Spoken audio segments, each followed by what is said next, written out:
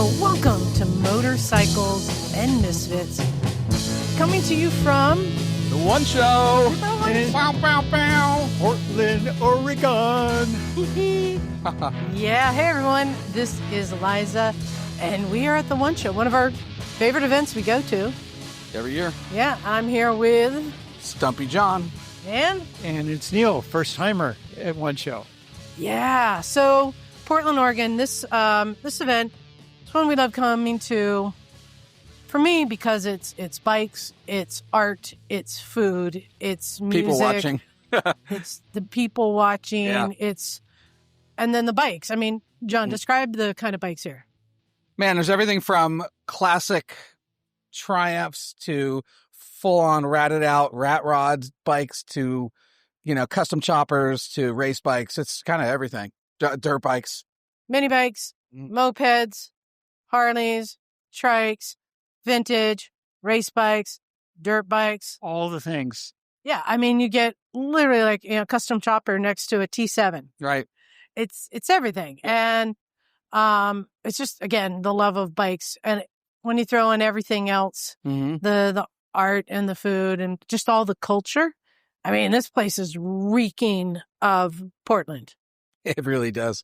It's one of the most unique places I've ever been, really, because it's that kind of mixture of the Portland culture and all motorcycles too. It's kind of cool. Yeah, and Neal, this is your first time here. Yes, it is. Can you describe where we're at? Okay, so the building is what used to be a shipbuilding enclosure with a giant crane that goes fore and aft about 300 yards, 200 yards. So it's a big open space with lots of steel beams and pipes and The threat of tetanus around every much, corner. Yeah, who knows how much asbestos there is. So it's very Portland. It's very old Portland, and it's kind of a treasure, really. Yeah, and we're outside the building right now. We've got the vendor area here, all sorts of knickknacks and bric-a-brac and things for sale. We've got out front, there's got the Globe of Death. The Globe, yeah. And live band on stage, right?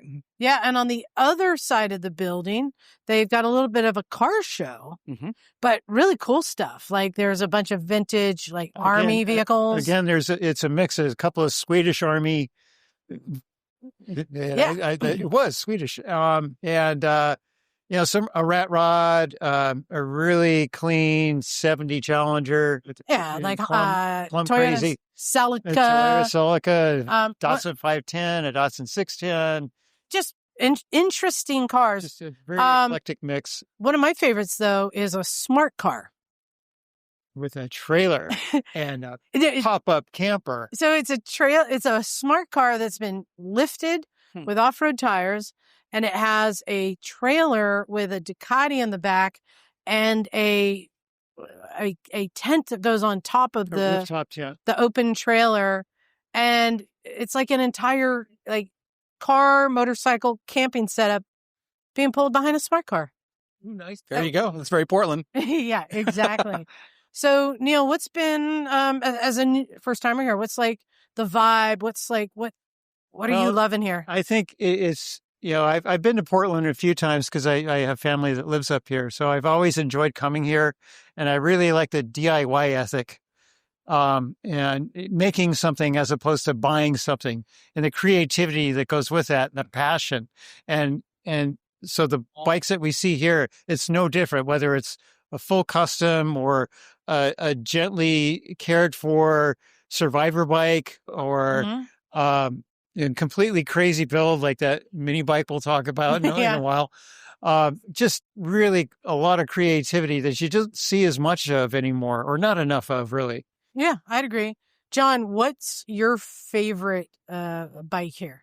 It's hard to pick one. I'm not usually a chopper guy. But there's a Harley chopper in there with all this custom engraving. Yeah, engraving all over the tank, all over the fenders.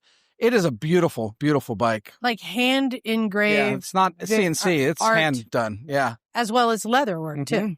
Pretty amazing. I mean, that's the time they put into that. But I also love that there's an old Triumph, I think 650, that was buried in mud was brought back to life and is back at the end there. I love seeing it. And it's just like kind of as it was, but running again. The stories. Yes. Oh, that one was the one that was in a fire. Well, there was one that was in 2 floods. Oh, okay. Yeah. There's a flood and a fire bike. Neal, what's been your favorite bike? So 2 different ones. And I want to say, you keep flopping. Yeah. So the first one that I kind of was drawn to is an H2 Kawasaki triple 2-stroke, not a modern one, a chopper. Yeah. A chopper. Yeah, with a coffin tank. With a coffin tank. So it's probably the most antisocial bike with the most antisocial engine. I was like, perfect. But the workmanship on it was really clean. It was just like a nice, clean design. And the paintwork on it was really nice, understated, but it was a beautiful bike, nicely put together. But my heart goes to that Norton Commando that was in the middle, 69 fastback. Because I had a Norton a long time ago, and it just makes me pine for it every time I see one. I get it. There's a beautiful GPZ 550 here in red, just like the one I had in the 80s. Yeah, it's beautiful. But the bike that I love the most is one I think I was most surprised to see. And I'd never seen one like this at all. But that little kid in me wished I'd had it as a kid. Yeah, I know where you're going. It is a little girl's pedal bike with streamers on the handlebars, a banana seat, a basket, the whole thing, but with a motor, like I think it's like a little 2-stroke motor. It's got a wizard motor. Like a motor on it, and in the basket is the little gas tank, and these little straight pipes come out of it. And you're like, oh. Did you mention the streamers on the handlebars? Yes. But I love it. It's like the opposites. Like, let's just take the cutest little girl's bike and make it like dirty and mean with a motor and straight pipes. Yeah. I love it. So, I mean, I do love that 3-wheeler with the Harley motor in it. Yeah. That thing's badass. Yeah. Another great thing is all the people we've been seeing. Jason, who's been sending us emails, Six Bike Garage. Eric, our friend Eric is in there. Of course, our friend Doug, who we see her every year. Relda. Relda and Marcus are here. But, it's only Friday. Yeah. When we're recording, we still got full day. Full day to go Saturday. And I think we might come back a little bit in the morning on Sunday, too. Yeah.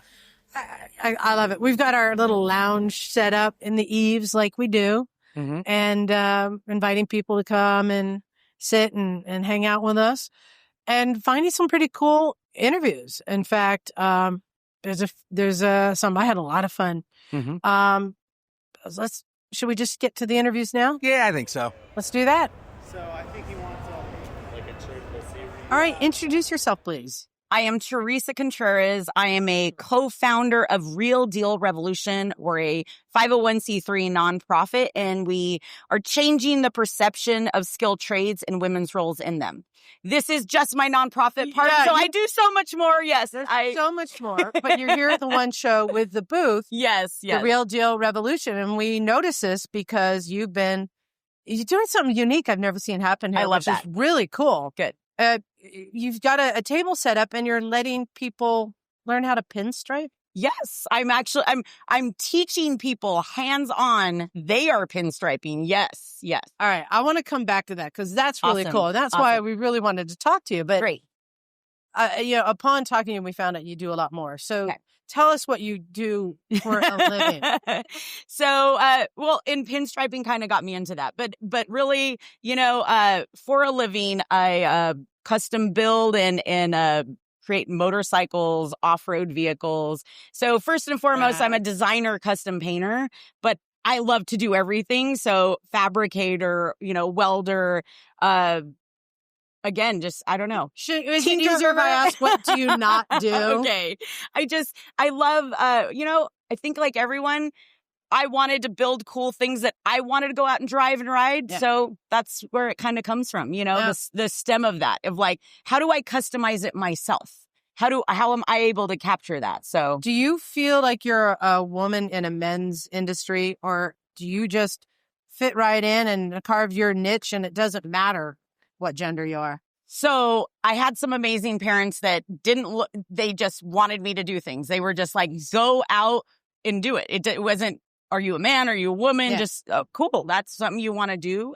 Do you it. didn't know you weren't supposed to do Correct. this. Correct. So that started at a young age. Did it change as I got older and in the industry? Of course. Yeah. I can still walk up to someone, have a conversation with them, have my husband next to me, and then they start looking at him and talking. I'm like, he didn't even open his mouth. Why are you looking at him? That is a stereotype in the world that all of us are impressed upon that just we need to change. How are we changing that? You're pretty good at speaking for yourself, though. So I'm pretty sure you established pretty quickly. I do. Who's in charge here?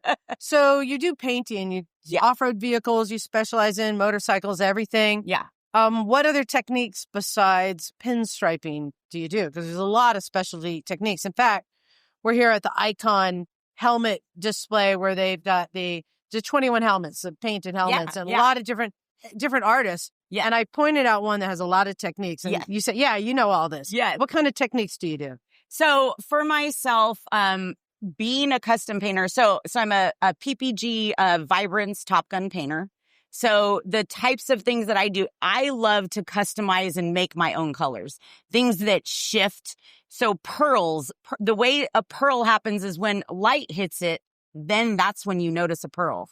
But in the, in the shadow, when it's not. So like this in front of us, this helmet has a lot going on. Like you said, there's a lot of layers involved.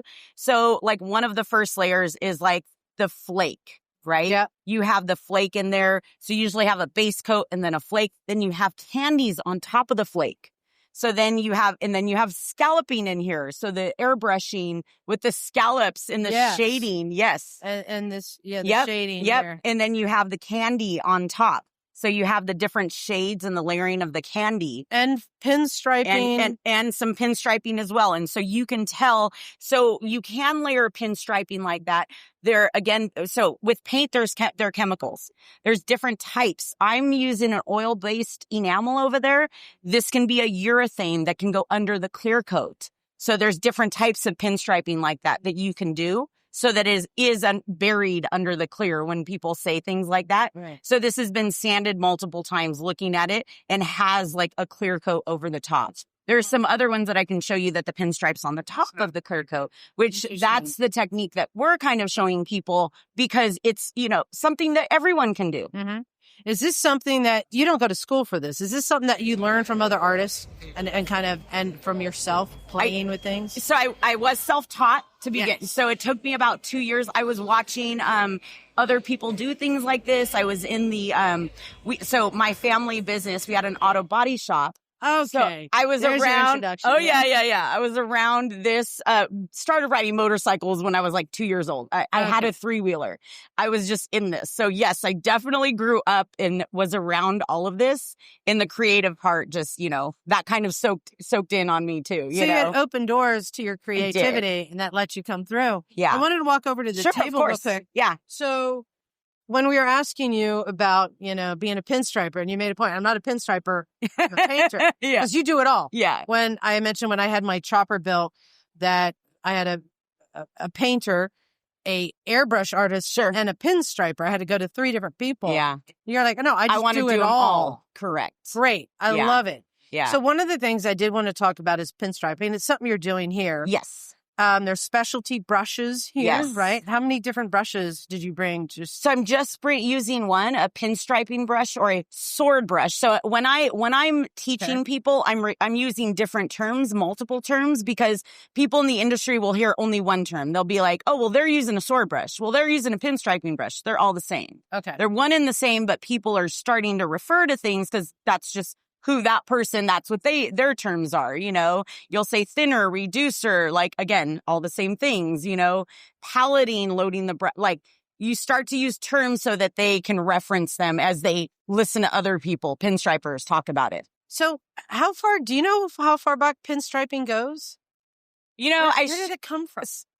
There's people like Von Dutch, right? Yes. That's a very, okay. So to my knowledge, back in the 40s and 50s, they had, and then you had sign painters earlier than that, right? Using this type of paint.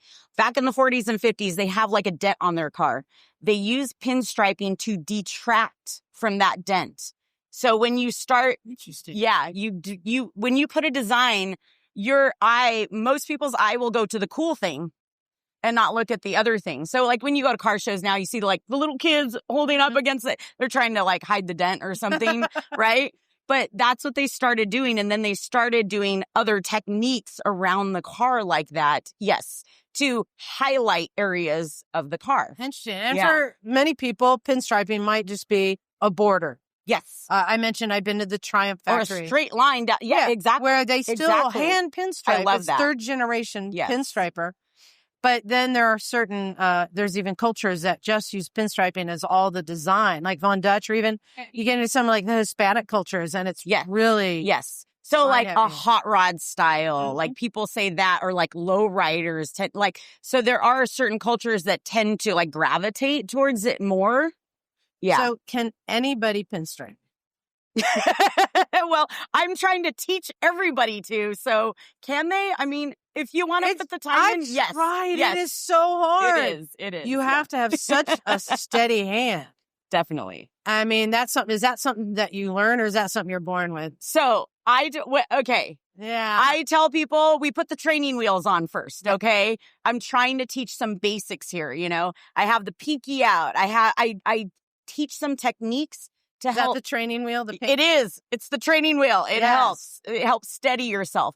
You know, I tell people this is a core thing. If you see people, they engage their core when they're doing it to do it. You know what I'm saying? Yeah. Wow. If you start you have to be a solid base. Yep. Yes. And I start, so it's like you're trying to do a straight line. Well, then make sure that your core is engaged so you can do a straight line. It's like turning into a robot, you know, like trying to do these types of things. But then, of course, if you're doing something more organic like the other thing, then you're flowing more and you're making sure, like, can I do this? How am I? So there's different techniques in the way that you approach something that can be done with like one brush. You could do so much. I was going to say, so are you using different brushes for different widths, or it's one brush and depends on how much pressure you're putting? Yes. Wow. So you can lighten the pressure to get a thinner line, and you can put more weight down to get the thicker line like that. And so it's trying to like, you know, I'm throwing years in of experience to do it in an hour. I'm trying to teach someone the basics, but really I want them to go home and start practicing. But everything lies in the consistency of the paint. The viscosity is so important. I don't care what kind of medium you're using. That's where it lies. Paint. You will never get a good line until you get the paint right to then put it on whatever you're painting. So what's been one of your favorite jobs that you've done or projects? What are you most proud of? Probably the BMW R9T with Jesse that I built with Jesse. Combs. Definitely. And last year it was here at the One Show. We did get a Female Builder Award for it as well. So yes, it's one of those things. I mean, we built it 2015. So it's been years since we've built. God, that's almost 10 years now. That's so crazy, huh? Right. It is a 2015. I think it debuted in 2016. So yeah, almost 10 years that we've had that, but it's very timeless and classic. Like when my reference, what I loved is she asked me to she was like, I want you to design it and you to tell me what you want me to do. You know, she custom built the fairing on it. That was one of the first things that she hand shaped like that. So she really we really got into the project and did it. It was supposed to inspire, land speed and the sunset. So it has golden tones and the silvers. So I actually use the actual tank on it is aluminum. So some of the tank is raw and then some of it's painted. So it's airbrushed, all the different techniques that you were talking about. Yeah. A showcase. Yes. And it's layered just like that. Yeah. Very subtle. Right? Just like that. It's all in the tones and some of the textures that you can look, but then it engages you right in different ways. So yeah. Nice. So I wanted to talk real quick about pinstriping as a medium for bikes. Okay. You can do a little pinstriping, a lot of pinstriping. Yeah. I think that it is a great art medium that more people should consider. I totally agree. And there's pinstriper artists and artists everywhere, but there are. It's a great medium to not just your bike, your helmet, right? Your boots, whatever you want to paint, that you can show some flair, some individuality. but in a very unique styling. If somebody wanted to get some simple pinstriping, maybe just outline, highlight on a Triumph, something like that. What do you think it would cost for that, just to get some tank pinstriping done? Everyone varies. It depends on if you go to a shop, if they're coming out to you. I mean, it could be, $100. It could be $250. I don't, Great. That's a great ballpark. Yeah. And what I'm trying to encourage people to do is seek out artists. Sure. Because you don't have to get your whole bike painted or wrapped. You can find an artist to do just individual pinstriping, which can add class. Yeah. It can add flair. It can add whatever you want to it. Yeah. What is your pitch to somebody why they should get pinstriping, seek out an artist for pinstriping? Well, I mean, I would say it's definitely a more cost effective, than doing an entire custom paint job. And like you just said, you could add some quick color to it. You don't have to keep it. If you actually wanted to take it off in the future, you can take the pinstriping off and remove it and still protect what was underneath it too as well. So and support the arts. Yes. So where can people find out more about you? You're out of Southern California. I am. Yes. We're up in Santa Cruz. Yes. So not too far. Cool. Where can people find out about your work, and if they wanted to get some work? They can just, my website is theresacontreras.com. So TheresaContreras. But my name, Theresa Contreras, and I have all the stuff that I do on there. And again, going back to the Real Deal Revolution. Mm-hmm. So how often are you teaching people the skills? So we're traveling across the country doing things like this. It's in the automotive, motorsports, industrial arts industries that we really focus on. I go to like the SEMA show. We'll be at Babes Ride Out East Coast. Oh, great. There's kind of the gamut, off-road, the Mint 400. There's very much like the different aspects. We were just at the Handbuilt show in Austin, and we're at the One show here. So all over. So look for you. Yes, definitely. Great. Well, I want to thank you so much. I love the creativity. I hope that you continue doing this. This is such 100%. 10 years. We've been doing it 10 years. I have not noticed it before. Well, were you guys outside before? We were in this corner back here last year, and we were teaching welding and pinstriping last year. I see. Yeah. And then this is our second year here attending the show. Okay, that makes sense. And it was so busy last year, too. It was crazy how well received it has been at the show. And you were here long hours yesterday. We were watching you. And still doing individual classes. Yes. I know. For sure. So hopefully next year they can find you here at the One Show too. I know, look at this sign-up sheet. Oh my God. I know, that's today. These are wait list people, even, just if someone doesn't show up. So yeah. I think we have 10 waiters and it's 6 people in the class. So yeah. Wow. Well, congratulations on the success of this. And I love what you're doing and the creativity. And thank you. And for bringing the arts to the people. Yes. And people can support us, realdealrevolution.org, because we are a nonprofit too. So great. Thank you so much for your time. I appreciate it. Thank you. Cool. Okay, we are here with one of the builders who is showing a bike at the One Show this weekend. A unique bike, I want to say. Oh, I think it might be actually the coolest bike in the show, but that's just my opinion. I just wanted to add, we all individually know you have a very good opinion. Thank you. So we're speaking with Don Neely of Wolf Creek Garage. So Don, tell us a little bit about yourself and what you do. I'm a heavy equipment mechanic by trade. I've been a heavy equipment mechanic since the 70s. Okay. And on the side, I like to build different stuff. I like mechanical stuff. I like raw metal. I like welding. I like working with engines. Mm-hmm. And I've got a ton of vintage bikes. I've got some modern bikes, but I got some pretty unique mini bikes too. Yeah. I don't even know what category you put this bike into. and this is not the first bike you've had at the One Show, correct? No, I've had a bike. In fact, actually, I won Best Beast Award one year with a mini bike with a 500cc two-stroke in it. I think I might remember that one. That's wild. Cool. So you had the bike, and you have just one bike in the show this year? Yeah. Okay, and this is I've never seen anything quite like this. Well, no, we've all seen something. Well, like it. That has similar appearance to it, but this is what was the name that you gave it? The Mini Bat. So the Mini Bat Pod. What started it was I don't know how your podcast goes, but we have long winters here. Yeah, and I'll go out in the shop. I'll start working on something that's late at night. I'm about ready to turn in, and I might have a bourbon and a little bit of weed. And that kind of gets you think, well, that'll fit there. I can do this. And it just. That explains so much. But it's usually just, none of them are ever planned out in advance. It's just kind of, that'd be really cool to do. And then you just start doing it. It just evolves. Yeah. That's really cool. So this bike is the mini Bat Pod. And it's a mini bike, but it does not have mini tires.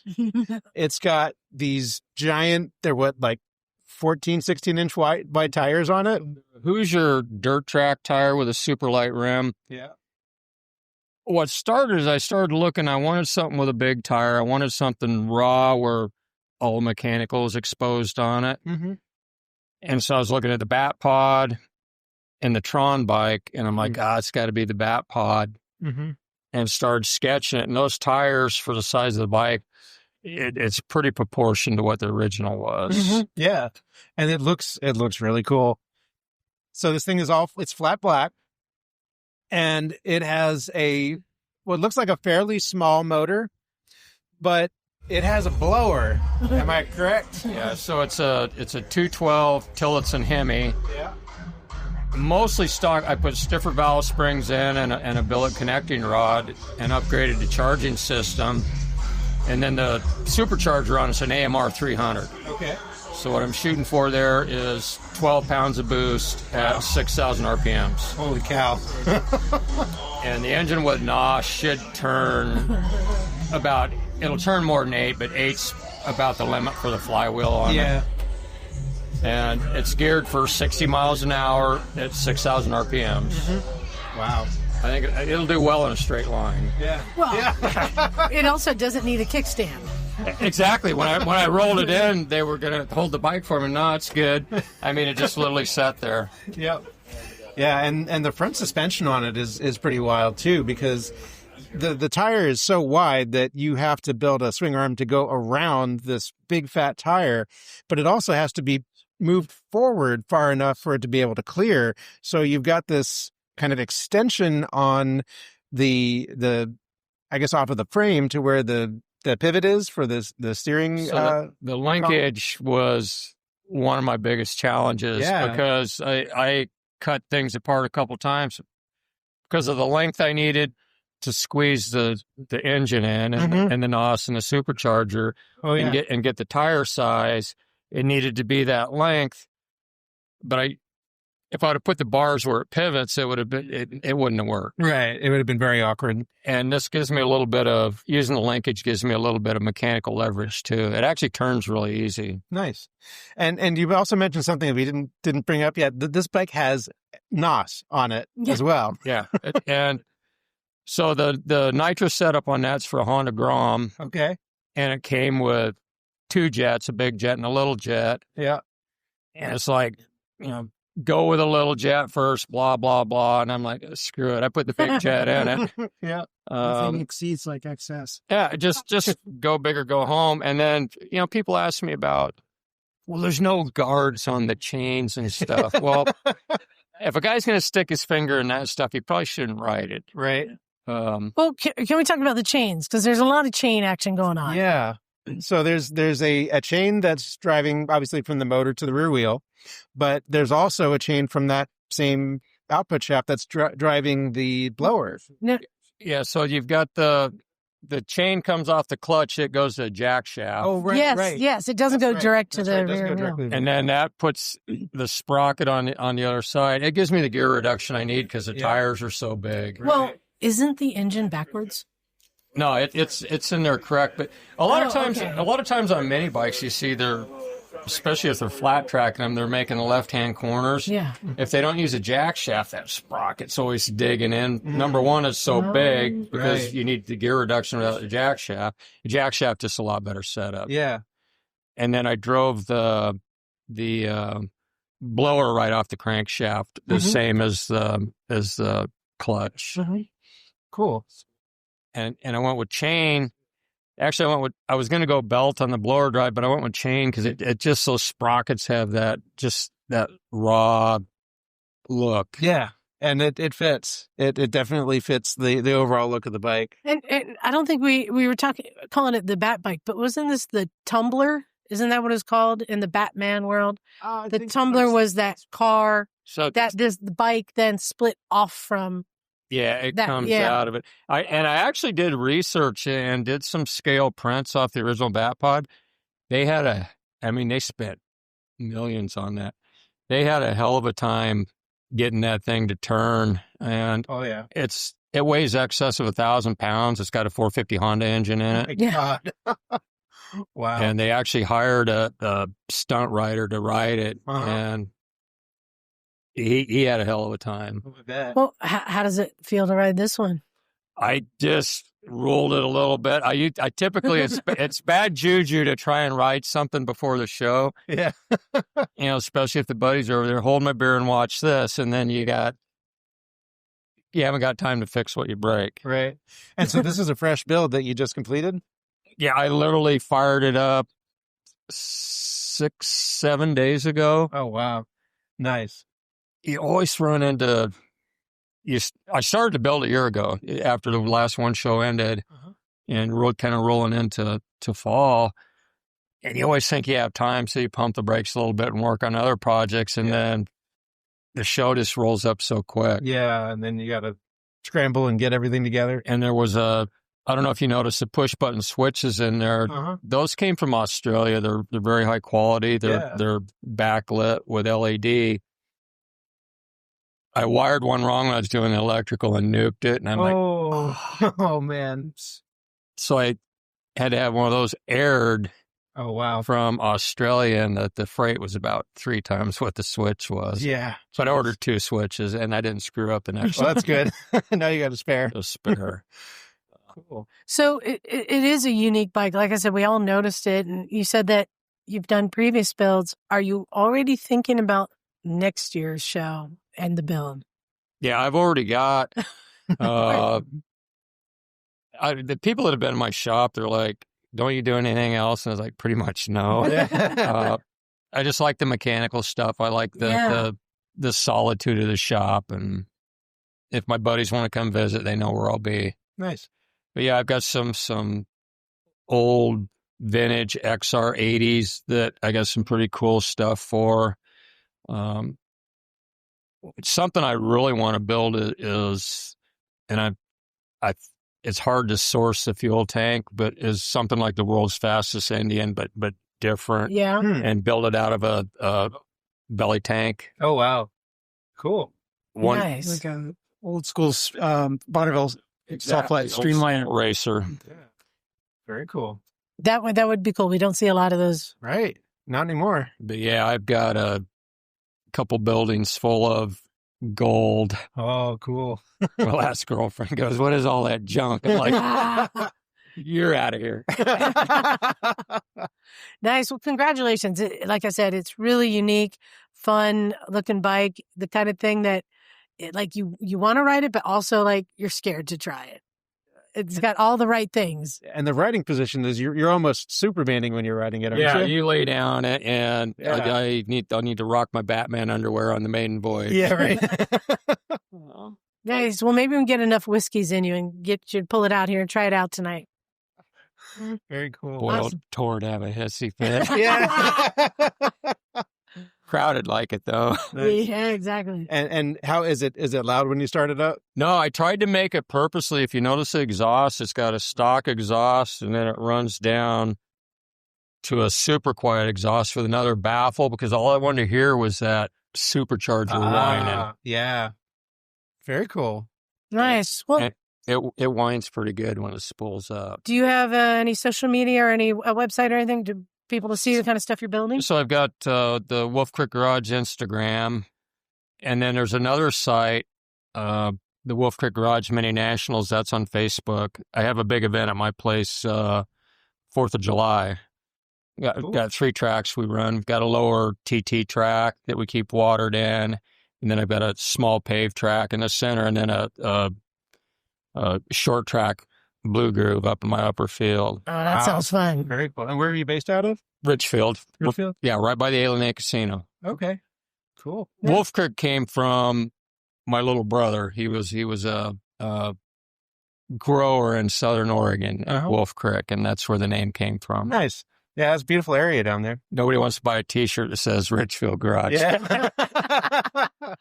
Nice. Well, thank you very much. Congratulations on a really unique, standout build in there. Yeah, thank you. It's nice to see your work appreciated. Oh, yeah. Thanks for bringing it. I love it. Cool. Thank you. Cool. So John and I are walking down the aisle here, checking stuff out, and something caught my eye. I think yours too, John. Yeah. We were commenting how we're starting to see more of the modular adventure helmets. I know I wear one. Scorpion was the only one for a long time Yeah, and I have a Quinn one, but I never really liked it. And there's one here that caught my eye. So, John, tell us where we're at. So we're in the One Moto Show, of course, but we're in the Icon booth talking to our new friend Josh. Hey, Josh. Hey, guys. How's it going? Good. So we noticed this modular helmet caught our eye. Can you tell us a bit about it? Yeah, so this is the Icon Elsinore helmet. It's been out now for about a year or so. And you can think of it more as a 3/4 helmet with a jet mask. Some people call it a jet mask or a face mask. It does flip all the way up, so you can access your beverage on the road. And there's 3 different ways to wear this helmet. So you can run it kind of as it comes out of the box with the face shield and the peak on it. You can grab an extra set of side plates, run it as a true 3/4 helmet, and still with that top ventilation to keep the head cool. Yeah. And then you can also run it without the face mask and the peak, kind of 70s Ronnie Mac style. Or like a Trials. Yeah, like a 70s Trials helmet. That's kind of my favorite way to wear it too. There's also a really nice detent on the back of the shell, which will allow for some goggles to not ride up on the helmet. Just kind of right here, just below the exhaust vents there. So, if you're a goggles wearer, this is a great option for you. If you have a side by side, or a quad bike, it's a great option for you. I like shouting at traffic and lifting up their lid. I figured that out this morning on my ride down here. Actually, somebody was shouting at me through their car, and I was just lifted up the front of my face. I'm like, what'd you say? So it's nice to have that kind of option. But yeah, definitely think of it as a 3/4 helmet with that face mask that kind of rides up. Really comfortable liner. It's a moisture wicking Hydra Dry liner. So even on the hottest days, it's moisture wicking and you're not going to have a face full of sweat. So I really appreciate that, especially on a beautiful day like today. What am I looking at right here with this piece on the side? So that is basically the access port for the controls of our integrated communication system. Okay. It's called the Helm Link. It's available separately. It doesn't come with the helmet, but it is available separately. Retails for $350, and it's essentially a Senna 50 series unit, basically packaged into the helmet. So we basically have no outside unit to make any noise. That's what's blowing me away. That's what I want to see. So we're looking here at a Senna unit that's badged as Icon in the box. And what we're seeing is the side controls that are those plates that go on the side of the helmet. You got headphones and your button controls. Yeah. And what I love about this, so we're looking at a helmet now that has this installed. Now, every comm system we've ever seen, with the exception of how the Senna or the built helmets that have it all already built in, is that you can buy a helmet that doesn't have it. You can add it, and it's not hanging off the side like we're used to. You guys have this cutout in the back of the helmet where this slim unit fits in, so it looks like it's part of the contour of the helmet. Yeah, exactly. It's really nice to not have that external unit, especially if you do a lot of highway miles.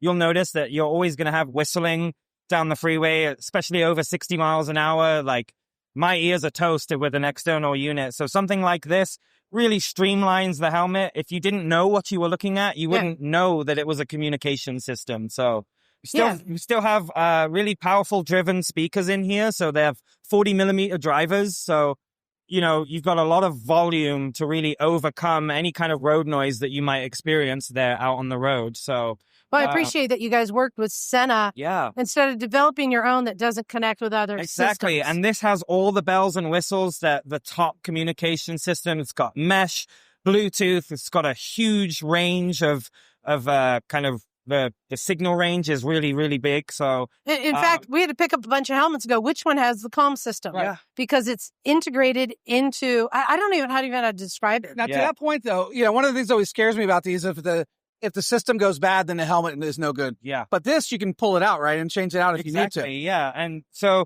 because it's a Senna product, it's backed by their warranty as well. It's also backed by the Parts Unlimited warranty. So they're Icon's parent company.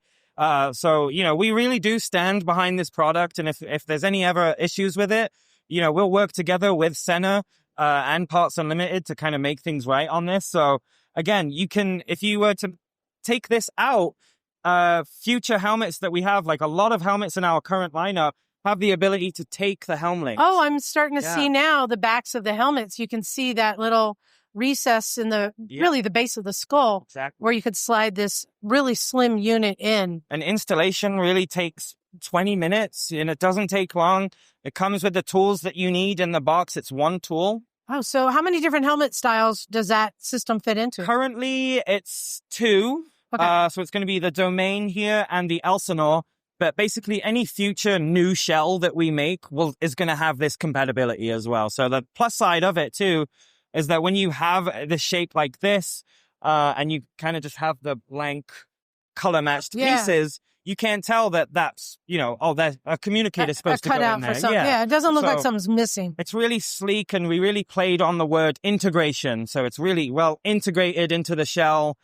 You barely feel the speakers pressing on your ears. I know there's a lot of helmets out there that aren't really designed for speakers, and you really feel it after a few miles, kind of digging into the side of your cheeks. But something like this, it's becoming more of a regular thing. But I think the fact that we're doing it with graphics like this on unique shells, and giving you the option, we're not forcing anybody into the option of this, but it's there if you want or need it. So it's not just for squids, right? It's not just for squids. Just for squids. Right. That's the tagline. So the other thing I like about this, what's the price point on this modular adventure helmet? So the Elsinores all will set you back $275 US. Wow. It will differ if you're in Canada or Europe.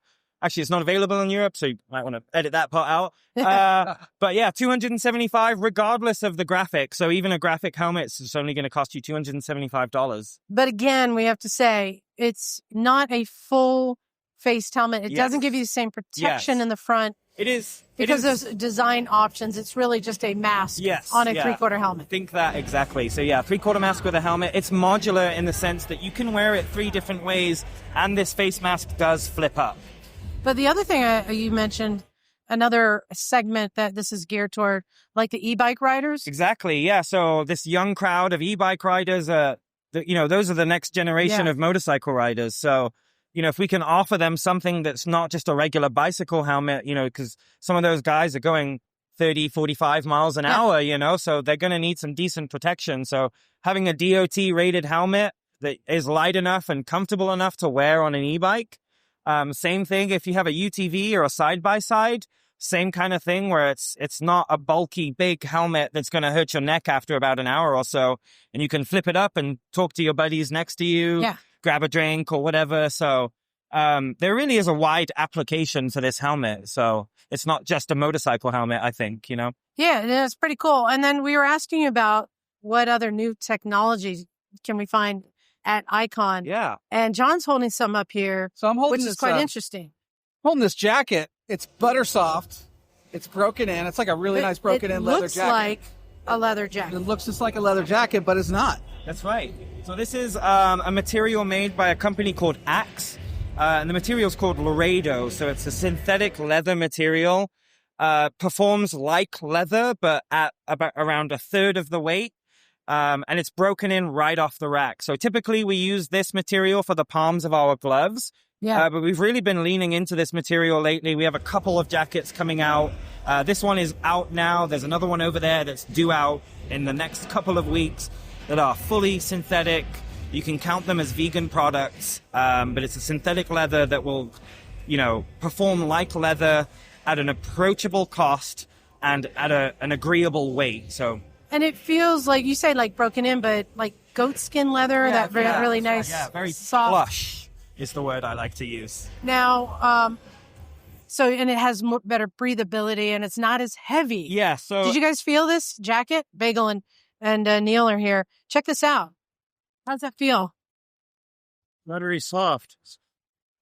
I mean, but typically, like leather jackets you wouldn't want to wear in the summer because they're heavy and they're hot. Looks like it's got a removable liner in it. Yeah, it's very flexible, very it's not super thick either. Because a lot of leather jackets, they're real thick and they don't want to bend. This is super pliable and it'll move with you very easily.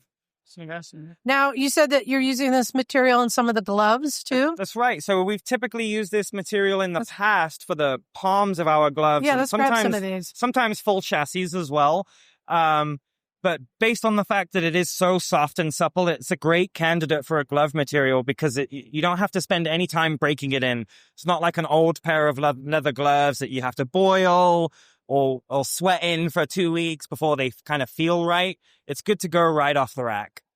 Does it have the touch screen? Yep, it is touchscreen compatible as well. Thank you. Pretty much all of our gloves have the touchscreen compatibility as well. So, we're in 2025. Everybody has a smartphone. I probably see about 50% of bikes have some kind of phone mount on their handlebars. So it only makes sense for us to have that feature in most of our gloves. So. And what's the price point on these gloves? So we kind of range. So our cheapest glove is $25, and we kind of go all the way up to something like $85 for the long track or $60 for the slap down here. But you're saying though that it has the durability of like a leather. Yeah. And we see on the palms that it's doubled up. So you're getting that added. Yeah. And you said there was another material too in the gloves? Yeah. So we've had a partnership with D3O. So what D3O is basically it's a non-Newtonian substance. So it's very flexible. Hold on. What does that word mean? So you ever take cornstarch and water together and it gets really, yes, exactly. So D3O works very much in the same sense as when there's no forces acting upon it. It's soft. It can move. It can bend in all sorts of ways. But as soon as it's impacted, the molecules actually harden up and create kind of like a impact detection barrier. So we feature D3O impact protection in all of our jackets. All of our jackets come with D3O impact protection in the jacket at point of sale. So you don't have to spend any extra money on buying extra back pads, shoulder pads, elbow pads, whatever. It's included in the price in the jacket, ready to go. So all of your jackets include another little hidden thing. That's right. Is it there in the pocket? Right? Hmm? Love for the fat man? No. Do you know about this? Do you guys know? Can you show them what's hidden in the pocket? Yes. So I don't know if do you guys know what's hidden in the pocket of every Icon jacket? Oh, this is a nice little thing. So you go to the inside pocket and you dig down in and you will find. So in every one of our jackets, there's a St. Christopher medallion hidden in every breast pocket of our jackets. Now, not every one of our jackets has we call this a Napoleon pocket. Yeah. Not every one of our jackets has this, but if it has a Napoleon pocket, you do get a little St. Chris medal in there. So how cool is that? Very cool. It's like having its own like gremlin belt. And it's funny that like not a lot of people know it. No. And some guy emailed me not too long ago. I was like, hey, I was washing my jacket and I think somebody left their St. Chris medallion in this jacket because he bought it used. And I was like, no, that comes in every single jacket. It's just, we don't advertise it. It's just a fun little Easter egg that you get to find in every jacket. So. Well, I appreciate your time, and we always look forward to coming to visit Icon. You guys are local here. That's right. Portland. That's right. And being here at the One Show is where I really get to learn a lot. And like we said, there's a reputation of Icon for like stunters and squids. But it's fresh, it's new, it's cool, it's hip. But you guys also have adventure gear and sport bike gear and women's gear and a lot of really cool stuff to consider, including this new technology. So thank you for sharing that. Absolutely. Thanks for stopping by. And, perception is perception, and we're here to change that. We do make something for everyone, and we kind of are proud of that too. So, like I said, perceptions are perceptions, but people with a good eye are pretty good at wading through, the mess. And I hope that, coming out here and showing product off in person is just a really good way to kind of get over that hump. And you guys don't sell direct. So what's the best place for people to go to find your full catalog? That's right. So our full catalog is actually up on our website. There's a link at the top for it. You can find it there. We're also sold through most online dealers. So J&P Cycles, Revzilla, Cycle Gear. You can find all of our stuff through there. And there's lots of local dealers too, that even if they don't necessarily carry Icon, they should be able to order it in for you if they have a Parts Unlimited account, which is most dealers, to be honest. And tell me the name of the glove again, because I really like this glove. This one? Yeah. The white one? That is the Airform Slab Town. So it actually comes in 3 different colors. So we have the white, the black, and the checkers. So yes, I like that one. Cool. Yeah. Well, good. Thank you very much. Thank you for coming. I appreciate the interest. Cool.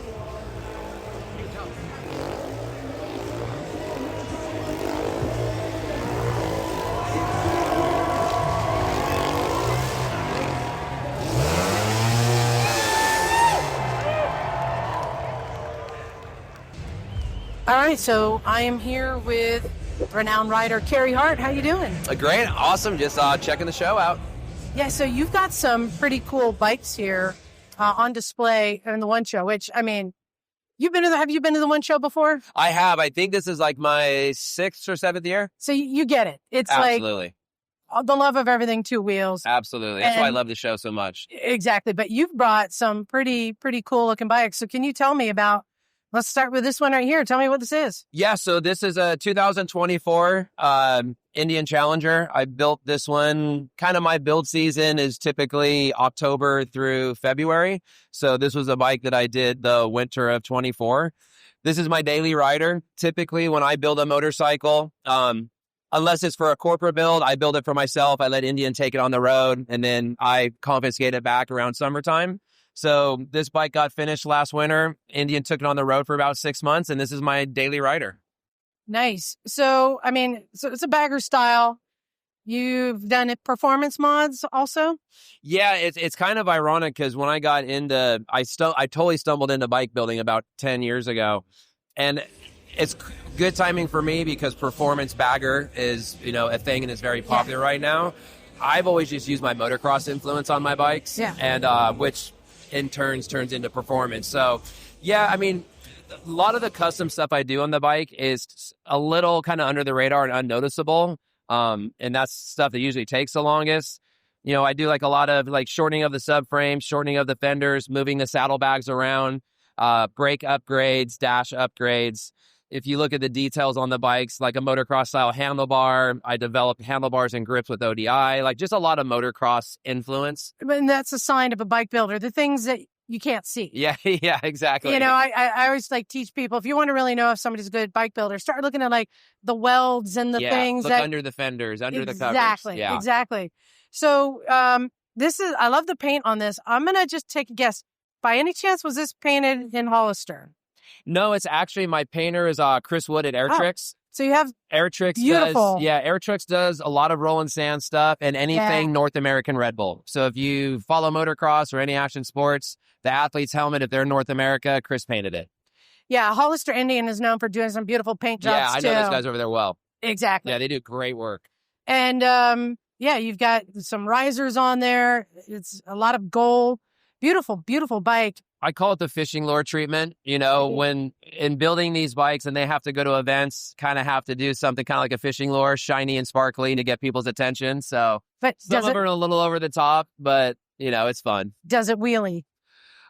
With a younger rider on it, absolutely it does. I'm a little old and banged up, so I tend to take it easy on my body. So I can see. So we're looking at a few bikes here. You're really this whole bagger style, which is interesting. It's which came first, the bagger racing that's brought this style, into popularity, or was it the baggers that were already there that brought the racing into popularity? I mean, it was fun for me to kind of be in the front lines of it because I would say it started with little nuances of what you saw happening on like the mid-size level, like the custom FXRs and the Dynas. Yeah. Then it started to pull influence onto the baggers. Like, I remember I was a builder on Hot Bike Tour in 2016, and the bike that won the tour was still the big wheel bagger, big wheel fender. but I was doing carbon parts on my bike. I tucked up a set of piggybacks, which no one even knew what piggybacks were yet. Tucked them up on the bike. So not that it was a trend. I was just taking the things that I liked from my motocross side and applying it to these bikes. And then the iteration of how popular hooligan racing became and what it did for that mid-size and lower size bike. It was just the next iteration in racing, and it's been fun to watch. And it's inspiring for me to where I can kind of pluck and take little pieces off what they're doing on the bagger side and applying it to my daily rider. Well, also the trend for years with American bike customization was to make it less functional. I know. Right? More uncomfortable to ride. But with this trend, looks like you're like putting bars right where you'd want them for comfort, but you've still got style and performance enhancements. You can have it all. I'm really big into a comfortable position because, again, with my background, I want to be comfortable. I want to be in an aggressive stance, and I want to be able to handle my bike because I truly like to ride really fast. But where I take it on my bikes a step further is I really focus on, the great thing is the Indian platform has a second to none chassis. Like, yeah, I will fight you to my last breath on how good this chassis is. So for me at that point, then it is adjusting the suspension and the valving. It is adjusting, upgrading the rotors and the master cylinder. Yep. So I'm really into I want to get I can ride this bike, going through a windy canyon, one finger on the brake. That's how good my brakes work. Well, and something I'm noticing here, because we just previously did an interview with Gates about belts versus chain. And I'm looking, you've got chain here. Is that a belt down there? That one has a belt. These two have chains. So what do you, so this is a chain conversion. Yeah. Why that choice? I'll be 100% honest with you. I know Gina really well over there. Yeah. And my thing is I've been I love building bikes, but more than that, I love riding them. And me and my buddies ride long distances. We ride probably 40, 50,000 miles a year. And when you're on a ride, and it's happened to us before, it was a Sunday. We were riding from Vegas to Sturgis in a one shot. We got somewhere in the middle of nowhere in Colorado, and one of the guys snapped a belt. So for me, it's not, I think belts are just as good as chain. Maybe that can be a more detailed person can maybe argue that, but I have no issues with belt. But for me, it's am I going to be stranded on the side of the road waiting for AAA to get towed into the next city? Or I have a master link in my saddlebag. Well, so for me, it's that piece of it. It can also be said when a chain breaks, it's going to take things out. There might be a leg. Absolutely. That's the truth. So can we look at some of these other bikes? Tell me what you've done on some of these. So this bike here, this is one of the first, I'm going to say, 20 of the new Indian Chieftain platform off the assembly line. I was in the factory when they were making these. So this is probably one of the ones that you saw. 2019. No, this is the new Chieftain, not Power not Plus. Chieftain. Oh, I was thinking of this one. Oh, yeah. The Challenger. When they're, absolutely. Yeah, I remember that. So this is the new Chieftain Power Plus model. So this is the handlebar-mounted fairing or the fork-mounted fairing. Oh, right. And this was a really fun bike because as I've been evolving as a bike builder, I've now gotten so comfortable on the platform that I can now focus on more of the little nuances. So this bike, if you notice it has a taller stance. So I have a 2-inch extension on the forks, internal extension, so it's not just a cap, it's actually functioning. Right. Raise the rear of the bike 2 inches to kind of get the bike up off the ground so I'm not dragging floorboard. And then I spent about 150 hours developing this handlebar setup to where you can run a 3-piece handlebar versus a traditional bar that's mounted under the fairing. I'm looking at it and trying to understand what I'm seeing. Because it looks like it's floating in air. It does. So this bike, traditionally, the handlebars mount under here. Yeah. And they kind of wrap up here and you have your handlebar gauge area. So my good friend Sasha Kraus at Kraus Motor Co. did the pretty version, which is a billet machine 1-piece adapter. But I went through 5 or 6 iterations of welding, bending steel, machining, and got the first proto, sent it to him, first shot, it bolted right on. This is like a 16-inch offset, maybe? How far off from the fork tubes? Probably from the fork tube. Yeah, I would say, probably that's a good eye, probably about 16. But it doesn't have any kind of weird flop because of how the ergonomics on this bike is. The handlebars are still in the same proportion as if you look at, there's not one here. with the stock bars mount underneath here. They shoot out and then they come straight up. So the bars are still in the same position, so it doesn't make any flop or anything weird. Interesting, because I've had like an illusion. Springer front end with like an offset, and you feel that flop. That flop typically comes from the degree of rake on the fork versus this. I was a little concerned that it might feel funky, but I did all the measurements post after it's together. The stock handlebars sit 1 inch farther forward, which for me, I'm a smaller rider, so I actually like my bars back in it. It's almost like a turret. Yeah. Like it turns like a turret, which is hard to describe. Yeah, absolutely. But it handles really well. And it's just especially like I'm a smaller rider. I'm 5'10". The Power Plus is a little bit bigger of a bike. So I feel a little bit more connected to it. And I'm just looking at like some of like the foot pegs and stuff. Are these out of the box? Or are you designing any of this? I've been working with Kraus Motor Co. as well on floorboards, passenger pegs, something pretty interesting on this side. Yeah.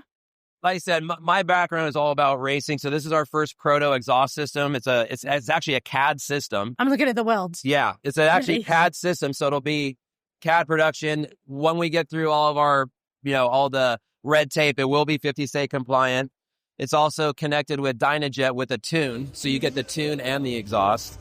But big brake upgrades. I mean, these are monoblock racing Brembo brakes. So it's just really good quality stuff. But then I also did away with the stock master and Behringer rear master, Rizoma, reservoir, and did all the bracketry and all the brackets to get rid of the stock and put an upgraded bracket on there. I'll tell you what I really appreciate about a bike like this. I talked to a lot of bike builders, a lot of big twin riders, and they're, I got the Screaming Eagle kit and this and that. I'm like, what about brakes and suspension? Yeah. I know, but I got all this extra horsepower and the titanium push rods. I'm like, yeah. Can you stop and turn? That's where I get into. It's like, because it's not a performance bike; it's a go straight bike. Yeah, we can go race in a straight line, but I tell you what, let's go to a windy road and let's see who gets to the finish line first. I guarantee it's going to be me because I can go a lot deeper into the turns than you can on those stock brakes. Nice. So let's see. You got this next bike. What'd you do on this thing? So this bike's actually kind of fun because I have an 8-year-old son that loves to ride with me. So I wanted to do a performance touring bike. And they fall asleep. Oh, absolutely. Every time. Every time. So I kind of built this bike for myself, but with my son in mind. So we have like the big comfortable tour pack. I do have the lowers that I put on typically in the summertime to, get some of the heat off my legs. But it's just a really fun touring bike that still looks aggressive. I can pull the tour pack off. It looks like a, traditional, performance bagger, but mostly my son's on this bike as much as I am. Nice. And yeah, you even got the armrests to keep them in. Keep them in there so you don't have to worry about them. You don't have to strap them on. Exactly. Very nice. And but a lot of the similar components, again, the parts I've developed with Kraus. My good friend Jake did this amazing dash conversion. Put a lot of time and energy into this, where the stock bike, the display sits lower and it has a traditional bar that comes out of the bottom and up. So he developed this whole setup. And then I do like little aesthetics, raise the bags up, shorten the fenders. Well, I'm seeing little things like here's a nod to like dirt bike, motocross, pegs, motocross, and the grips. Exactly. Yeah. Yeah. Those little nods. And to that's, that. I'm never going to abandon what my past was with 2-wheel motocross and freestyle motocross. And the thing is, I feel there's a really large contingent nowadays with the 50 and under crowd that used to ride motocross. And, maybe they can take a chance of getting banged up, so they go buy a bagger. So now they can get those elements of what their motocross days were with like the ODI motocross style grip. So you're designing this stuff. Is this for people to buy? Yes.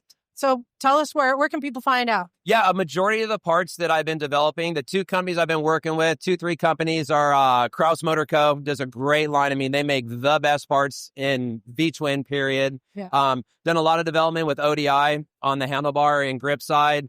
Even working with Behringer, like working with different perches and clutch pulls and different types of things, just to get the bike kind of, a little bit more in tune with how the rider wants it to be. So really those companies. Again, we're launching our Hard Luck exhaust this year through Pro Titan, and just kind of keeping the ball rolling, always working with Brembo on the braking side and Behringer on the braking side.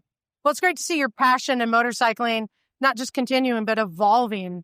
It is. Like, I'll be the first to admit, like, I totally got into this bike building thing as a complete fluke. Yeah. I absolutely love it. As me as an aging motocross rider, selfishly, this was a great replacement for what my motocross career was, because I couldn't do it forever. You know, like you can only cheat father time so long. So like this for me is a absolute passion, and I'm back to learning again. Like I'm evolving my fabrication skills, now my machining skills, soon to be my 3D CAD skills, and I get to do it on an amazing platform. Nice. Well, thank you very much for your time. I Anytime. appreciate it. Yeah. Have a great day. All right, thanks.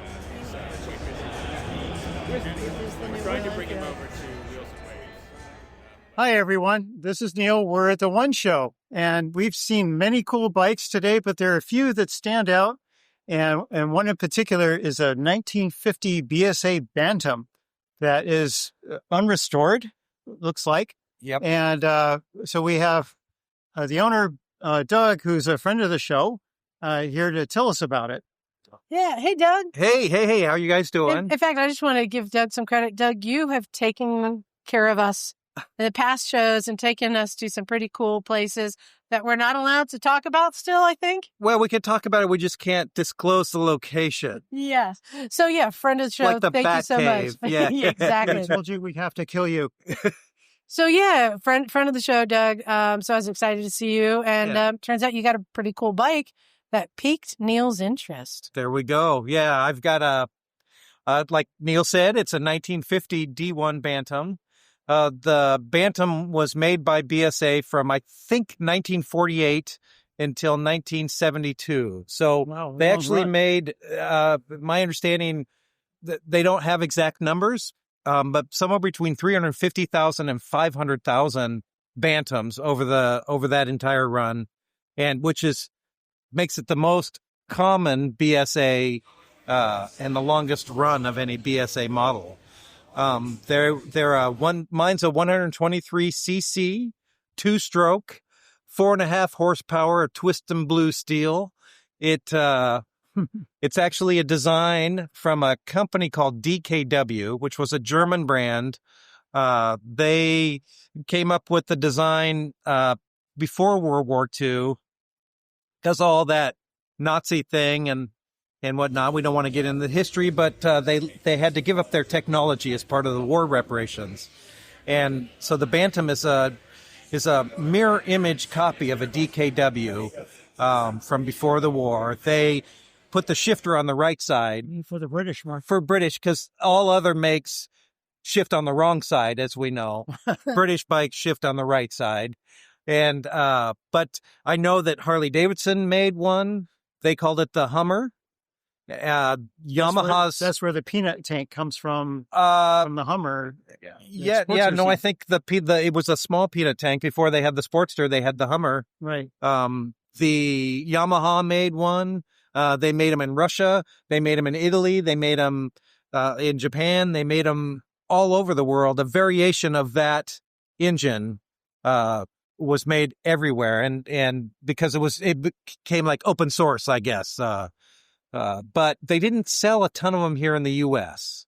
Because the market for them wasn't very good, and Harley Davidson had the Hummer, so that took that. So how did you come into this motorcycle? Yeah, so mine is an unrestored original. It has patina. It has patina. It's got a lot of patina. You know, there's some bikes here at the show that people have worked very hard to make it look like my bike. It was bought brand new in 1950 by a gentleman named Gordy, and he was a merchant marine.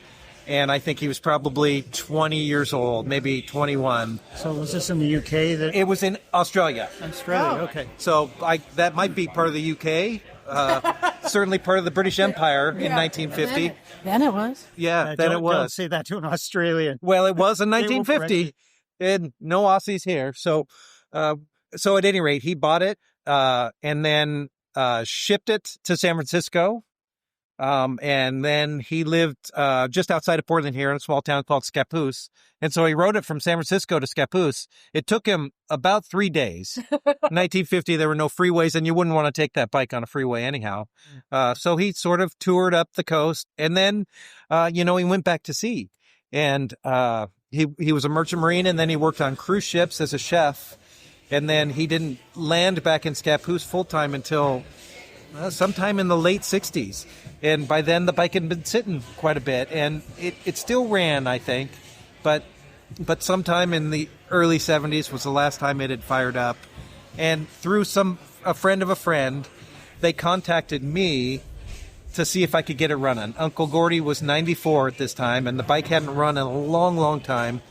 And I normally wouldn't take on a project like that for somebody else. That's just not what I do.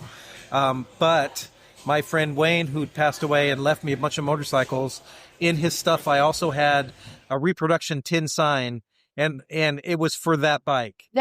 The sign that's with it, that is the bike. It looks exactly like it. And you can tell it's 1950s, the first year of the rear suspension. So you got the sign before the bike. I got the sign before the bike, and the sign, it was a sign, literally and figuratively, for me to go ahead and try and get this bike going. And the clutch had completely degraded. The clutches were made out of cork, and cork, being wood, falls apart after 70 years. So I replaced the clutches.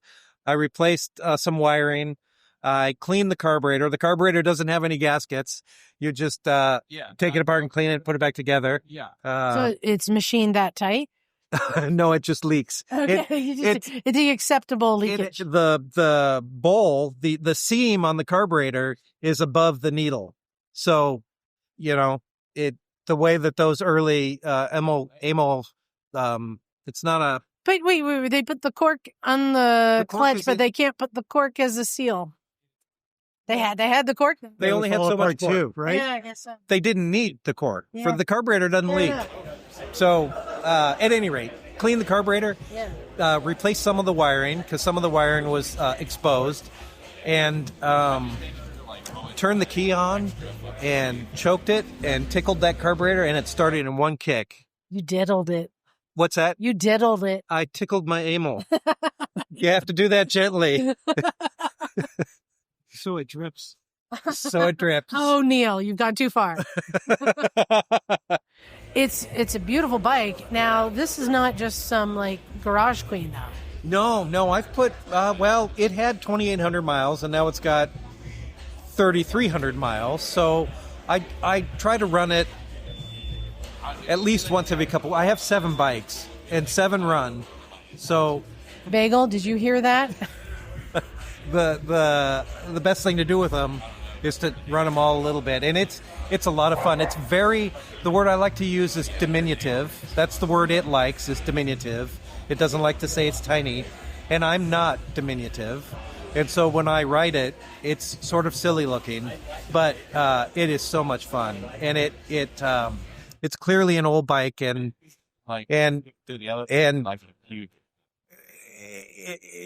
it's just a lot of fun. It just makes people smile. And it has a story. I mean, and it has a story. One owner before. You're the second owner. I'm the second owner, absolutely. And so I have a question. Did you get it running in time for the original owner? Yes, I did. Oh, that's awesome. Yeah. Oh, and so I didn't own it at the time. I was fixing it for the family, and I got it running, and we arranged the time to go show it to Uncle Gordy and surprise him, and I got the high sign to ride over, and then I got the go away sign because Uncle Gordy apparently had to put on his pants.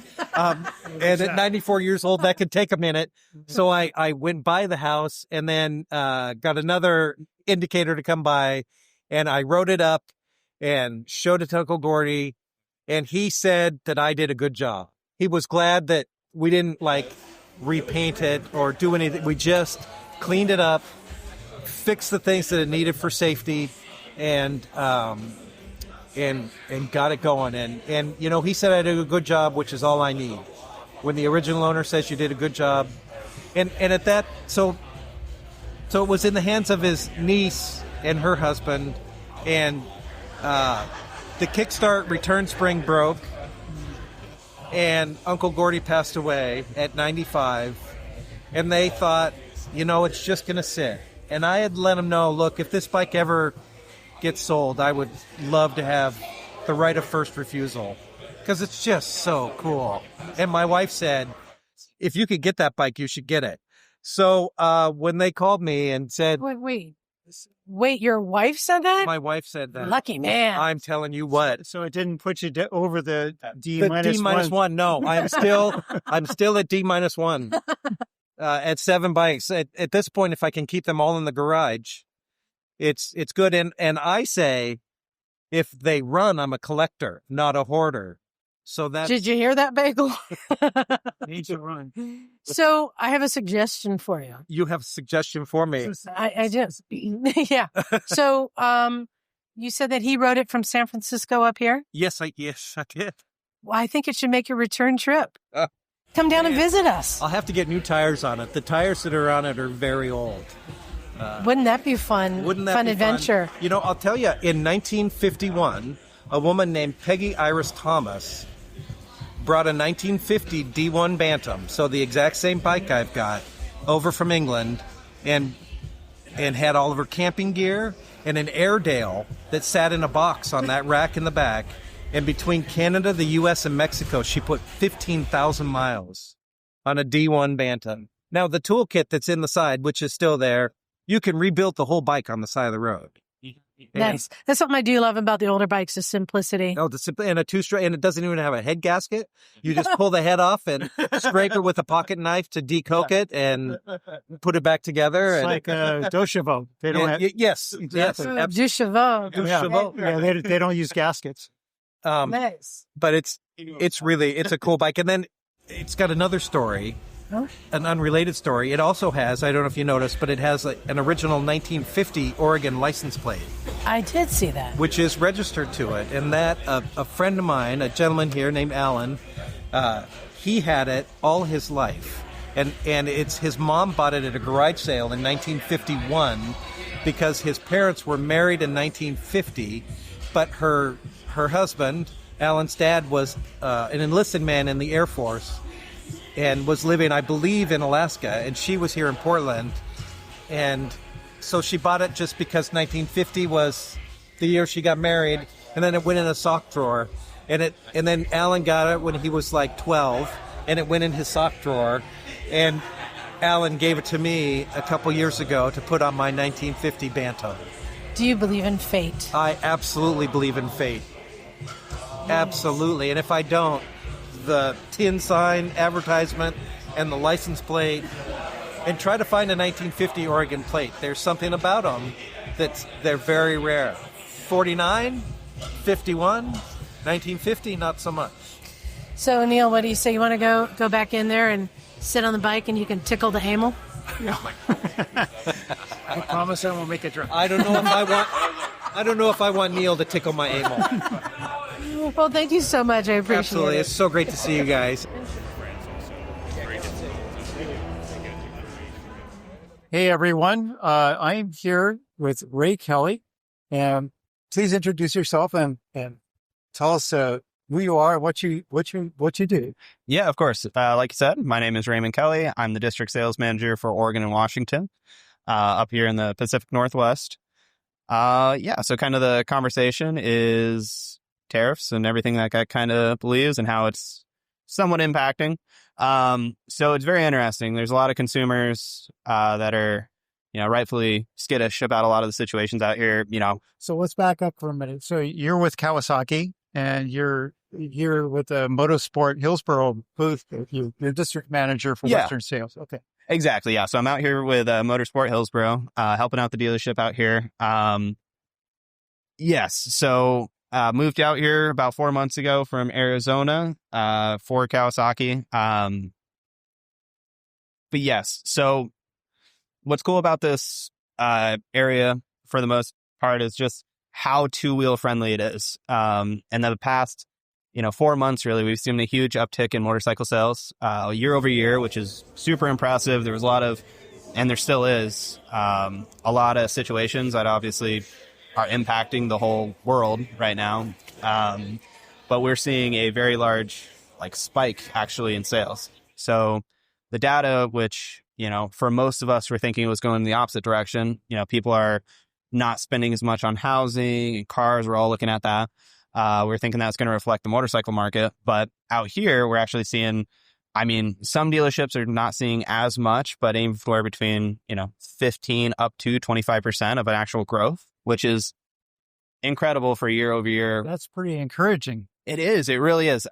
Because it shows that even with everything going on, interest rates, things that are just kind of out of most people's control, people are still willing to go out and enjoy themselves on two wheels. So that's huge for us out here. And we're seeing that as a whole, as a company, not just for us specifically. We're more two-wheel oriented, so we are seeing a larger jump from that. But even in other parts of the country, we're still seeing a large growth for Kawasaki, at least. Okay. Can you talk a little bit about some of the adjustments and adaptation to the current climate that you could tell us on the record? Yeah. So, Kawasaki itself internally has made some cuts to try to, just in case, have some money in reserve. We're still being very proactive with helping out dealerships with rebates and incentives and not pulling anything away. So we're finding ways to keep the money going and helping out the consumer and the dealerships still be able to make it more affordable to get into riding. So we're seeing a very large market jump in our market share with us still staying on the gas for that. The big adjustments are coming more on the internal side currently. We don't know what's going to happen, but we're trying to, just like every company out there, trying to brace just in case. We're lucky enough to have some pretty big manufacturing here in the U.S., lots of our side-by-sides. So there's the Lincoln, Nebraska plant, and there's also some manufacturing in Mexico as well. Exactly, yeah. So we have big production plants kind of all over the world, really. We have one in Thailand, we have one in Mexico. Our big ones are in Japan and then Lincoln, Nebraska. So Lincoln, we outship pretty much all of our side-by-sides from there. Our new nav that just came out. We moved some of these simple assembly over to Mexico, which is going to be our watercraft and our mule lineup. So there's certain factors that are under agreement that we're waiting to see how these tariffs kind of play out. We're doing everything we can to try to just in case brace ourselves, but we're still being optimistic. Hopefully everything will be settled, but no one really knows the outcome. And internally we know just probably as much as anyone else. We'll see how everything leads up. But for now, all we're doing is just trying to brace ourselves just in case. So Liza mentioned a news item the other day about how logistics are a challenge because there's a long lag time with it. Is there any comment that you can have that how Kawasaki is managing that? So for us, we're not having a big issue because Kawasaki makes the shipping. They make the ships. So we have actually a really good shipping source. You're more vertically integrated. Yeah. So, we make a lot of the metals, we make the frames. Kawasaki is a pretty large powerhouse when it comes to being able to work under pretty extreme conditions, which I know we're lucky to have that ability. But, right now what we're trying to do is just we're moving things along in production faster than we normally would, just in case. So we're trying to make sure there's enough product out there for the consumer where we're not running short. I know there's lags and spots that are starting to fill as the busier season, which really hasn't even hit. We're getting into it right now. There's already machines that are starting to kind of pull back. We don't want that, especially if things do increase. We want to make sure there's enough machines out there that aren't going to have a big increase in price.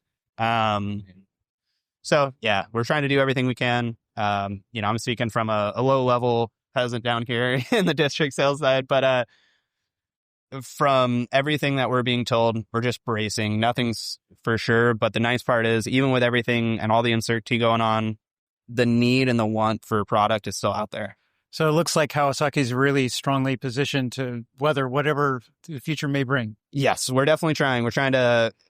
We're lucky enough to be in a spot where, everyone's going to feel something from this, but we should feel less than most.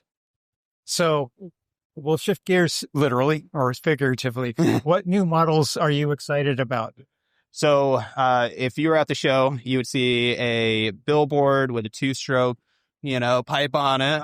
So that's in the back of the truck right now. I love 2-strokes. I have a new 450 and I absolutely love it, but my Die Hard. I have an 03 Kicks 125, and I don't know what's going to be coming out for this two-stroke. It is one of Japan's best kept secret. They're keeping it very close to heart. A lot of stuff we kind of get peeks and, little insights too, just kind of the nature of the beast. But whatever two-stroke comes out is going to be huge for our district, especially. I mean, the whole country's every post Kawasaki does, we see on Facebook. Doesn't matter how cool the side-by-side post is or the nav, it's cool, but where's the two-stroke? So, and I was so in the dark when they released that teaser for Anaheim. I said the day before, I just wish Kawasaki would do something with a two-stroke. And then it comes out the next day, at least a teaser about it. So super excited for the two-stroke. We just released a teaser on the new H2 side-by-side. I'm super excited just to really see it. I've seen all the teaser videos just like everyone else, and I know a little bit here and there, but to be able to ride something that powerful and cool, that'll be neat. But honestly, I mean, there's a lot of cool stuff coming out. Everyone's kind of on the gas, and Kawasaki has a lot of stuff in the works. So, yeah, just curious to see how everything plays out. Sounds like an exciting time to be. It is. It's very cool, Ray, thank you so much. Of course, not a problem at all. It's good talk with you. All right. So that's Ray Kelly from Kawasaki Western District. So you're district sales manager, is that? Mm-hmm. District sales manager. Okay. All right. Thank you so much. Of course.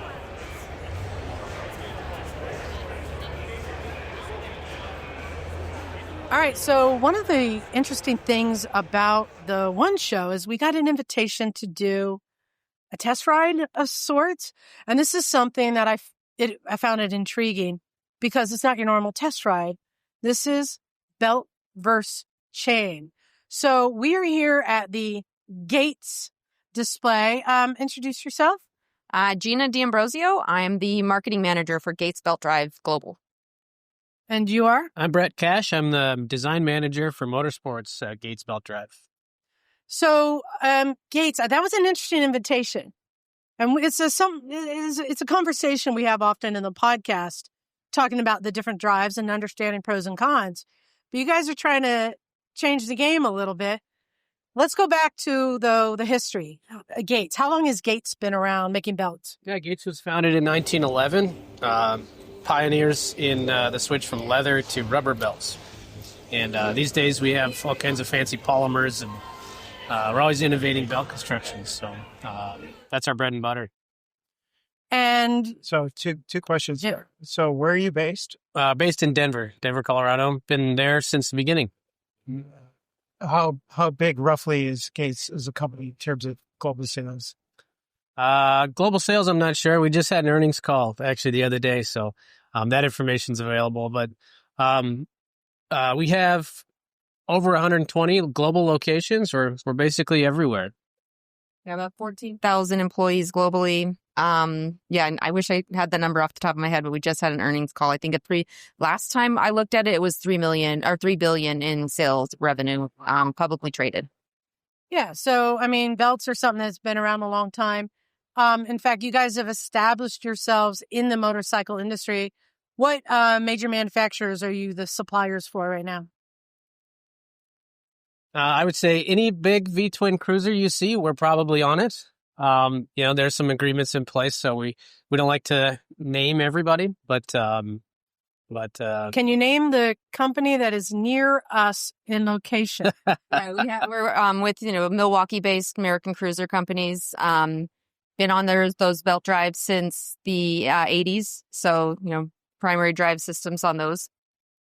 So basically, let's just say if it's a motorcycle that has a belt drive, good chances are it might be a Gates belt. In fact, we're very familiar with the Zero brand of motorcycles. Mm-hmm. Also Zero, based out of San Francisco, primary drives. No.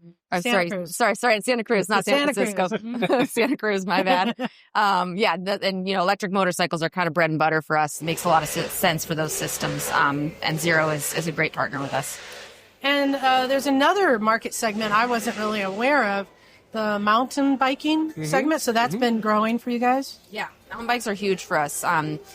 Belt drives on downhill right now. We're actually running a really cool campaign. And actually the first downhill race team in the UCI race series to win on a belted bike is actually going to win a €100,000 prize. Last year we ran the program. We had 2 race teams and we had 4 belted bikes in that series. This year, the teams really started taking notice. We have now 4 race teams and 20 riders on belts. So we expect to be paying out some cash there. It's really cool. And those teams, and that's another testament to the way that the belt drive systems are working. We also had to work with those frames manufacturers to rebuild frames and make those systems work with tensioners and stuff. But they see a ton of benefits in a lot of ways there. So it's a similar kind of shift happening. So, Brett, can you, for people who aren't that familiar, because a lot of people never ridden a bike with a belt drive. Can you talk about the pros and cons between belts and chain? Yeah, so I think the biggest advantage is that the belt is essentially zero maintenance. You get it on the bike, there's no lube, there's no stretch to it. You check your tension every, 10,000 miles, and that's it. I mean, the belt should last, up to 80,000 miles, depending on how you use it. So it's low maintenance, it's lightweight. The whole system's under tension, so the rider will feel improved throttle response, on-off throttle response, a smoother ride, lower noise. So when we come to, modern motorcycles, all come out of the showroom super quiet.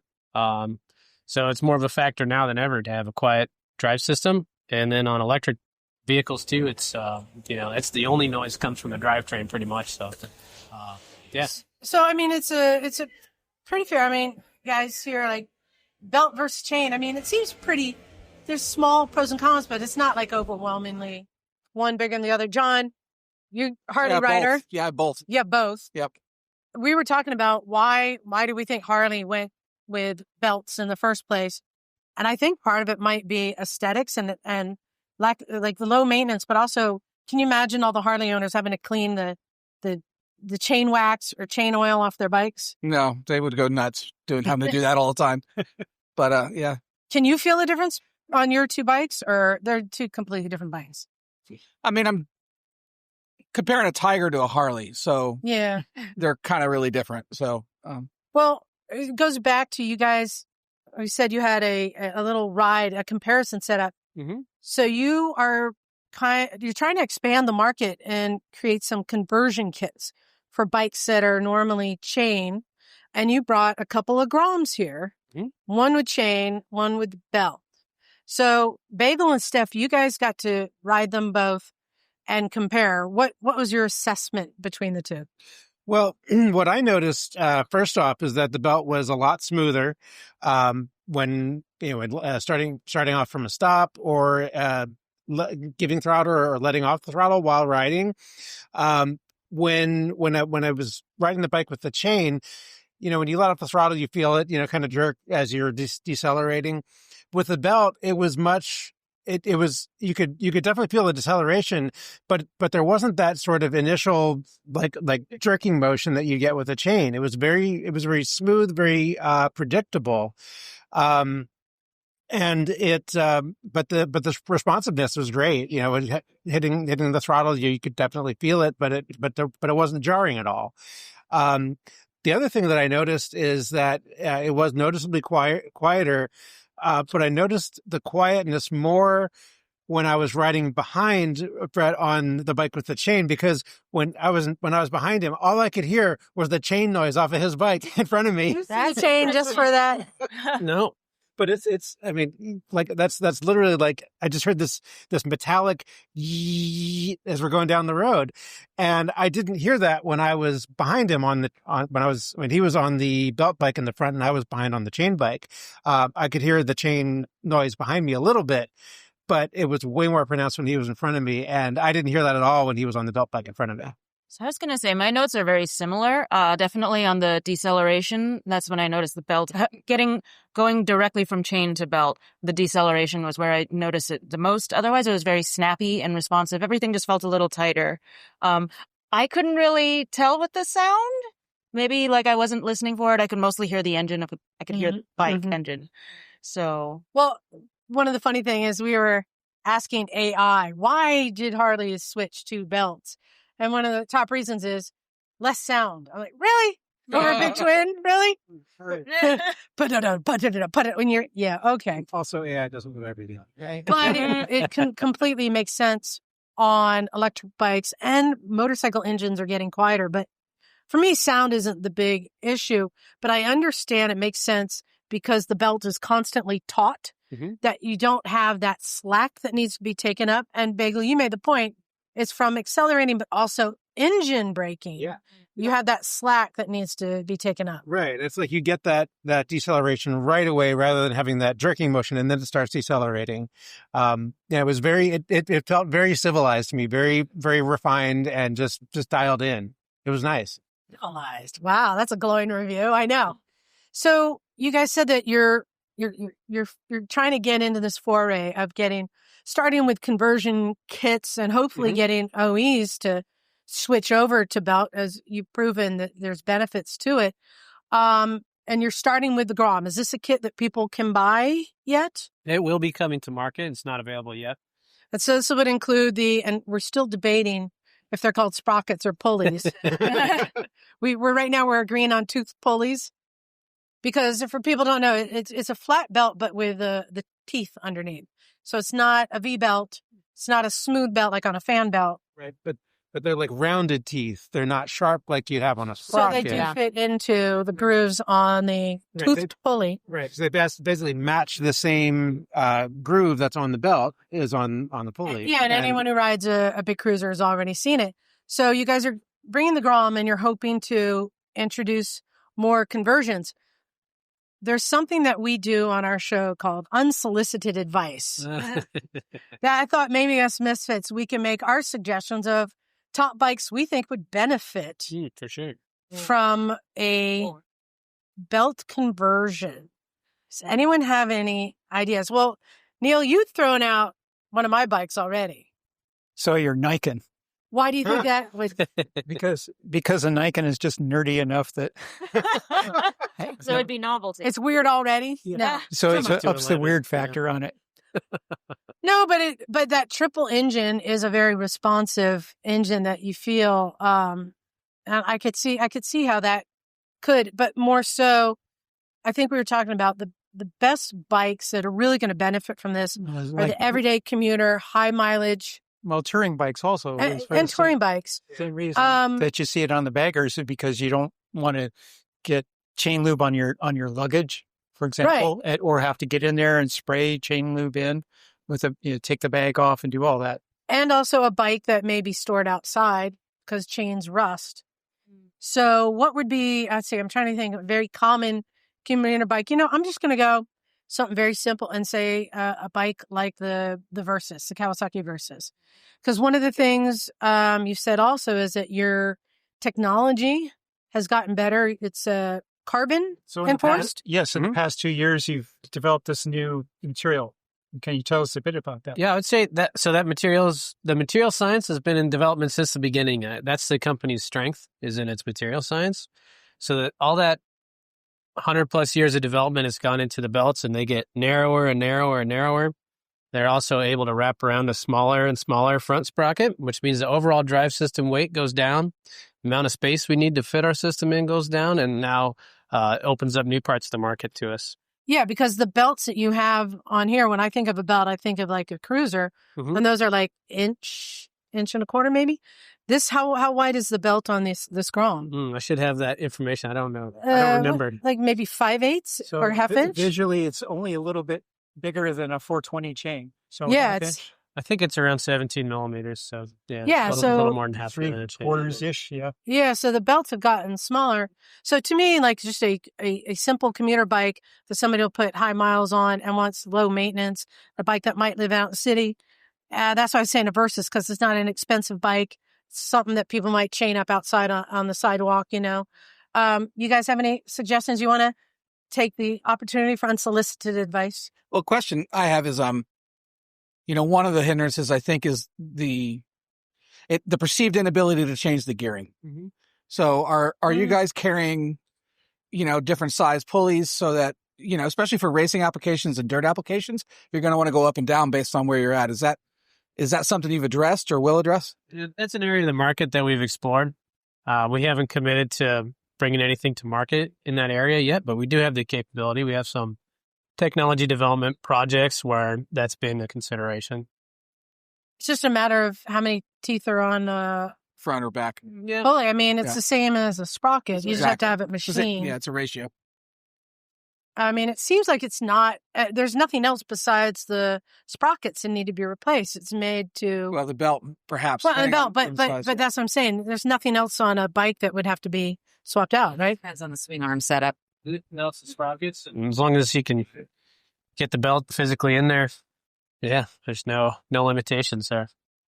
Yeah. So it would be limited to bikes that don't have the chain going through the frame, or if you needed to, if it went through the swing arm, you might need to get an aftermarket swing arm or something like that. But yeah, I mean, I think that the best bikes for this conversion would be bikes that are ridden a lot, because it's going to save you lots of time and money on maintenance and headaches. Not enough, don't worry about it rusting, like you said. And it's kind of it takes a lot of the worry out, and a lot of the kind of downtime that you would have with the chain. Because if you want to ride, you don't want to be taking, if you say you're riding thousands of miles a week, if you're doing a long distance riding, there's a good amount of chain maintenance that you have to do for that. If you have a belt, you just ride it and park it and don't have to worry about it. I think that's pretty cool. Gina, you had made a suggestion that I'm starting to come around on. I poo-pooed it first. I believe a bike that you ride yourself, which would be a Triumph, which is a retro, modern retro? Classic. Right? And at first I'm like, well, no, I mean, it's retro. I mean, got to have a chain. But then the point was, but it's modern classic, then that might be a good combination, like to go with ABS brakes, stuff like that. So why not modernize the drive system and still have the classic look? So I'm coming around on that one. I know for me, because I just don't want to have to maintain my chain, because I'm terrible at it. I don't even do it, and then I'm causing problems down the line, and I'm just not paying attention. So if it had a belt on it and I wouldn't have to worry about that, it would be so nice. So that's just me and being a lazy rider. So you guys are trying to gauge the interest in the market of what bikes need this. So does that mean you're accepting unsolicited advice from our listeners? We love unsolicited advice. So if somebody is interested in this or wants to see if you can make it, how do they reach you? How do they find out more? Yeah, actually, if you visit gates.com/motorcycle, we've got some more information there. There's a contact form if you want to just give us your unsolicited advice or questions. Hit us up. Honestly, we're here. We want to hear from customers, anybody who has something to say. Those come directly to us. We're a small team. Gates is a big company, but the mobility department, which is us in the motorcycle space, we do look at that stuff, and we'd love to hear from people. And one other thing, I had confronted you quite early about the use on dirt bikes, like the Zero FX or even adventure bikes. And you pointed out that there's some new technology in the pulley sprocket system to help battle that. Can you explain that? Yeah, so we've been working hard to develop debris shedding capabilities, and we've proven it out in the bike segment. We're starting to roll it out in OEM motorcycle segments as well. Basically, we have some undercuts to the sprocket. It leaves a path for dirt, sand, rocks, whatever to just fall right out. We've eliminated the side flanges for most of our systems, and we run one single one guiding element through the middle of the belt, in the middle of the sprocket, and that keeps the belt retained laterally without trapping debris inside the sprocket. So, it's been tested and proven, and it really works. And you had said that with the belts, there's still future technology and opportunities for it to keep advancing. So in likelihood, we may see belts on OEs more often. And this is your hope, is to get that interest in the community to start asking for it. Yeah, and also, I don't know if you mentioned this or not, but these belts are carbon fiber based. Yeah. Which I think is really cool. I think that's awesome because it's a really strong material. This seems like a perfect application for it because you want something that's going to be strong, last long, and not stretch out over time. I think that's a really good idea. Not to mention it's lightweight. Yeah, absolutely. Yeah, can you share your formula for that? Absolutely not. Well, it's worth a try. So, Gates.com? Gates.com/motorcycle. It's probably the easiest way to get to it. Gates.com is a big site, so. So let them know, because I think it is an interesting debate, and I think it is kind of the next step to see bikes evolve into. And I kind of get that. Better performance, lower maintenance. Seems simple, but same cost to operate, but with less replacement, it's lower maintenance over a long time. So yeah, it seems a no-brainer. Or the other thing is at gates.powersports on social, and you can see what kind of cool stuff we're doing. Cool. Yeah. Well, thank you very much. We'll check it out. Awesome. Thank you. Stop by. Yeah. Well, there you go. What a great time here. All the different people that we're meeting and all the different, like the interviews, it's across the board here. I cannot wait till next year. And as we're sitting here outside the venue, underneath this bridge with the sun has set and it's just a glowing blue sky and it's just beautiful weather. And I just love it here. I can't wait till next year. We don't yet know if this Zidell Yards, which got sold. So I asked Tor, who runs this, if he knows if they're going to be able to have it here. He doesn't know. So I want to take it all in and enjoy it as much as possible, but also knowing that they're going to find another cool place when they can't use this, because we've been to other locations. Live on. It just has to. You know what? It really is. I think it comes from Tor and Tori and their passion and their love.